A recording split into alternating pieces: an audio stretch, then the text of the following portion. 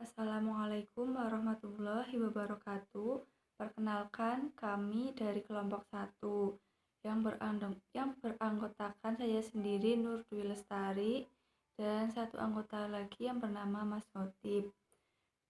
Kelompok kami akan membahas mengenai hukum syara. Adapun subtema yang akan dibahas yaitu mengenai pengertian hukum syara, pembagian hukum syara, macam-macam hukum taklifi dan wadi serta perbedaannya, dan pembahasan yang keempat yaitu ada hakim, mahkum fih dan mahkum ilaih. Baik, langsung saja ke pembahasan yang pertama yang akan disampaikan oleh saya sendiri, yaitu mengenai pengertian hukum syara.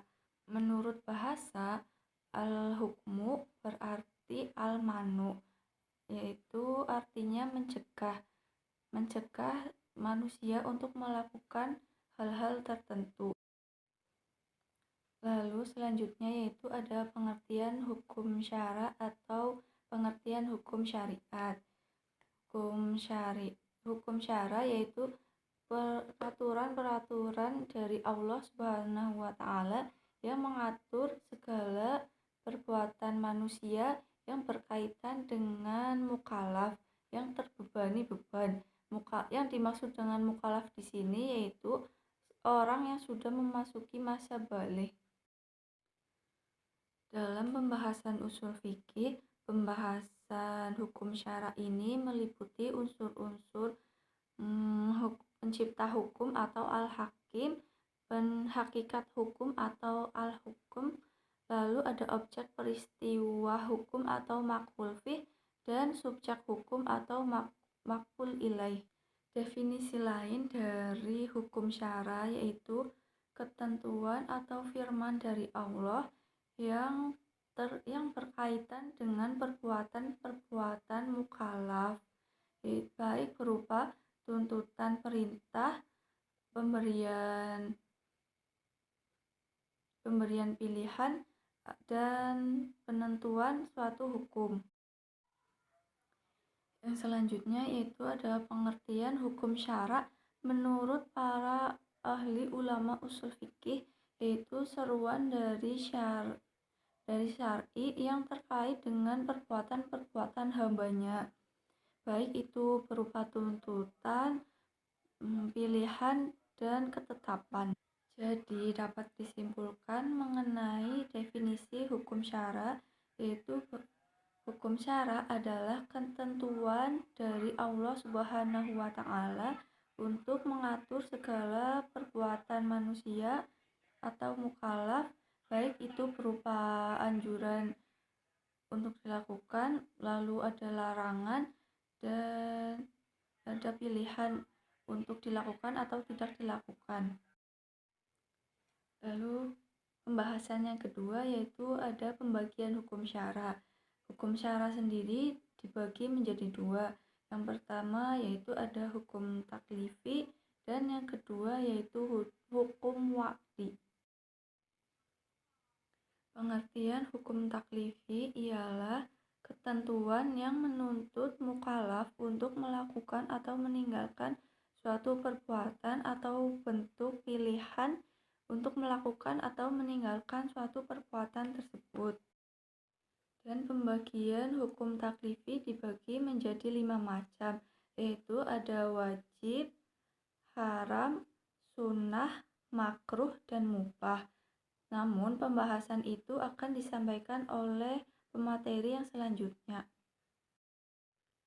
Sedangkan hukum wadi dibagi menjadi syarat, sebab, mani, rukhsah atau azimah, dan sah dan batal. Sekian pemaparan materi dari saya. Selanjutnya materinya akan dibawakan oleh pemateri lain. Sekian. Oke, baik. Terima kasih untuk Mbak Nur Dwi Lestari atas penjelasan dari materi tadi. Saya di sini akan melanjutkan materi selanjutnya yaitu tentang pembahasan perbedaan antara hukum taklifi dan hukum wad'i. Di sini ada beberapa perbedaan yang mencolok, yaitu yang pertama tentang dari sifat hukum tersebut.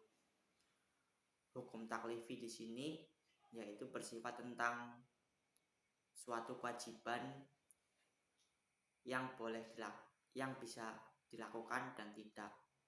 Sementara hukum wad'i di sini yaitu lebih bersifat ke sebab akibatnya dari hukum taklifi tersebut. Salah satu contohnya yaitu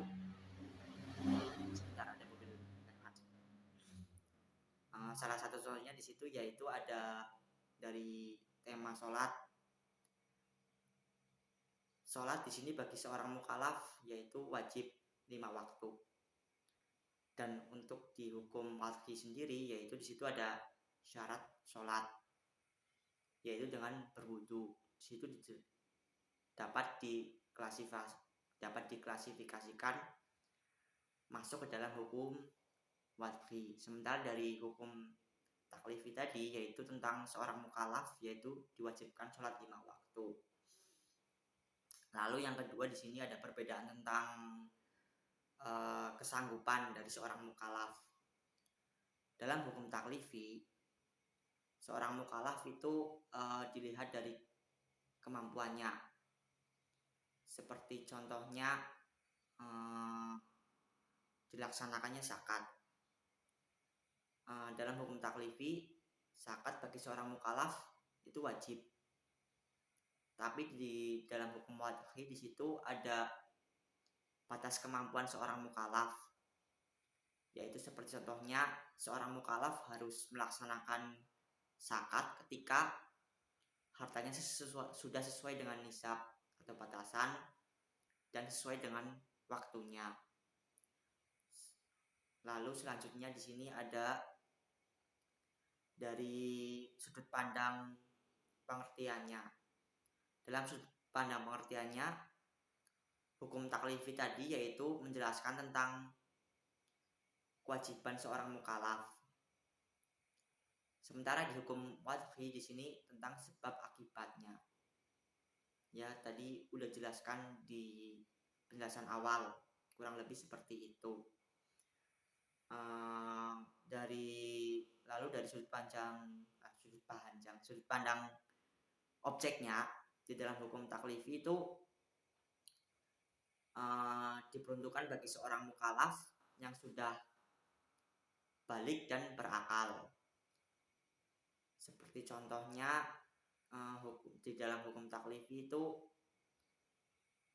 lebih diperuntukkan kepada yaitu mukallaf yang sudah balik dan berakal, karena di sini sudah berhubungan dengan kewajiban seorang mukallaf. Sementara di dalam hukum wad'i di situ diperuntukkan untuk seluruh seorang mukallaf. Ya, karena di dalam hukum wad'i di situ menjelaskan tentang sebab akibatnya, yaitu batasan-batasan yang diperuntukkan di dalam hukum taklifi tersebut. Seperti tadi contohnya di dalam sholat dan zakat. Seperti sholat wajib 5 waktu. Itu kan berarti kan udah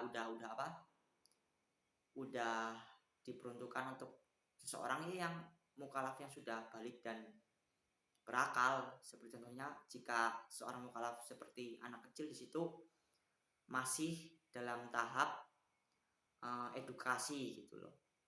Karena hukum taklifi di situ kan lebih ke tujuannya, kalau pengertian menurut saya ya, lebih ke tujuannya itu tentang kewajiban tadi loh. Kewajiban tadi kan berarti kan lebih ke yaitu tadi seorang mukallaf yang sudah berakal dan balik. Sementara kan kalau seorang mukallaf yang belum balik kan di situ belum ada kewajiban untuk sholat 5 waktu, tapi dari segi dari orang tua atau dari lingkungannya harus sudah mengedukasi anak kecil tersebut. Seperti itu kurang lebihnya. Oke, materi selanjutnya di sini saya ingin membahas tentang rukun hukum syara. Yaitu di sini ada 3 rukun hukum syara, yaitu al-hakim, lalu yang kedua kedua al-mahkum alaihi, dan yang ketiga al-mahkum fihi. Di sini yang pertama saya ingin membahas tentang al-hakim. Al-hakim di sini yaitu siapa yang berhak membuat hukum tersebut. Dalam pembahasan materi kali ini tentang al-hakim di sini yaitu sudah sangat jelas, dan di dalam kalangan ulama fikih pun tidak ada perbedaan pendapat tentang al-hakim di sini. Al-hakim sendiri di sini adalah yaitu Allah Subhanahu wa taala, bukan makhluk lainnya atau manusia. Para ulama di sini menetapkan bahwa al-hakim hanyalah Allah Subhanahu wa taala berdasarkan dua dalil. Pertama yaitu dalil akli, yaitu pembuktian berdasarkan akal bahwa manusia tidak mungkin mampu menetapkan hukum untuk mengatur manusia itu sendiri, kecuali dalam hukum perundang-undangan negara, ya itu mungkin masih dapat diatur oleh sang pembuat peraturan, karena dalam undang-undang kan di situ sistem pemerintah. Tapi dalam hukum ilmu fikih sendiri tidak mungkin itu dihasilkan dari manusia sendiri, karena di sini kan dari apa? Berdasarkan dari dalil akli kan manusia hanya dapat merekam dan mencerna dari indera-inderanya itu hal yang dilihat saja loh. Untuk hal-hal yang tidak dapat dilihat atau metafisis itu kan membutuhkan kepastian yang lebih sahih gitu loh menurut saya sih. Lalu yang kedua itu ada dalil nakli, dalil nas atau dalil nakli, yaitu dari sumber-sumber dari Al-Quran dan As-Sunnah yang mewajibkan manusia itu taat kepada Sang Maha Pencipta atau Allah Subhanahu wa taala. Sudah dijelaskan dalam Al-Quran dalam beberapa surat. Lalu dari aku sendiri ya menjelaskan lebih lanjut itu bahwasanya manusia mempunyai jangkauan akal yang terbatas seperti tadi sudah saya jelaskan, dan ya tadi akal manusia itu tidak bisa melampaui dan menjangkau fakta yang dapat diindra, yaitu yang tadi yang tidak dapat dicerna oleh indera-indera manusia. Kan kita tidak mungkin ketika seperti membuat hukum sholat 5 waktu gitu loh, kan di situ sudah ada ketetapan dan ketentuan yang sudah ditetapkan oleh Allah Subhanahu wa taala. Selanjutnya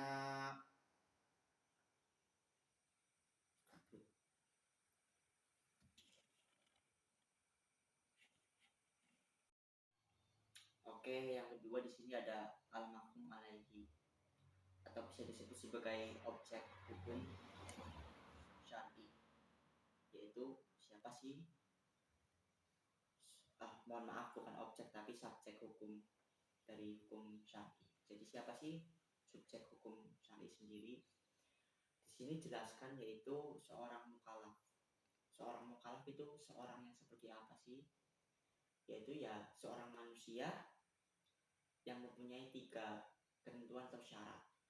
Yang pertama yaitu yang berakal, lalu yang kedua balik atau sudah dewasa, dan yang ketiga seorang yang sadar. Mengapa? Ya karena untuk menjalankan dan memahami hukum syar'i sendiri, kita harus mempunyai 3 syarat tersebut. Contoh di sini saya ingin mengutip dari hadis yang saya artikan langsung, yaitu diangkat pembebanan hukum dari 3 jenis orang. Yang pertama, orang tidur sampai ia bangun. Yang kedua, anak kecil sampai balik. Dan yang ketiga, orang gila sampai sembuh. Yaitu hadis riwayat oleh Bukhari. Dan dengan demikian seorang mukallaf, maka akan dibebankan hukum syar'i tersebut, atau dapat mendapatkan beban dan mendapatkan ya hukuman dan hal tersebut ketika seorang mukallaf tersebut tidak mematuhi dari hukum syar'i, seperti itu. Lalu yang ketiga di sini ada selanjutnya yang ketiga ada sebentar dulu, yaitu al-mahkum fihi, atau apa yang dihukumi, yaitu perbuatan manusia. Jadi lebih ke ya tadi tindak tanduk seorang manusia, yaitu mukallaf sendiri. Seperti contohnya di sini ada mahkum fihi, apa-apa yang terkait dengan kitab syar'i. Lalu yang kedua ada apa-apa yang terkait dengan kitab syar'i adalah perbuatan manusia itu sendiri. Ya seperti ada larangan dalam hukum syar'i seperti berzina, terus ada kewajiban dalam hukum syar'i yaitu puasa, zakat, sholat, itu maksudnya ke dalam kitab syar'i. Dan yang selanjutnya di sini ada benda-benda yang digunakan manusia dalam memenuhi kebutuhan atau asya. Ya seperti contohnya benda-benda itu lebih ke contoh kasus itu seperti daging ayam yang boleh dimakan oleh manusia atau seorang mukallaf. Beda contoh dengan daging babi yang di situ telah dijelaskan, yaitu babi dan babi adalah daging yang haram untuk dimakan, yang telah dijelaskan dalam Al-Quran. Jadi seperti itu, dan hal tersebut masuk dalam asya atau benda-benda yang digunakan manusia dalam memenuhi kebutuhannya. Oke, jadi sekian, terima kasih penjelasan dari kelompok kami. Saya sendiri Khatib Bagus Aji Purwoko, mohon maaf atas penjelasan yang kurang menarik atau masih belibet. Saya mohon maaf karena saya masih ya dalam proses belajar, belum sempurna dalam berilmu, masih belajar dan belajar. Oke, sekian, terima kasih dari kelompok 1. Terima kasih atas perhatian dan sudah mendengarkan. Wassalamualaikum warahmatullahi wabarakatuh.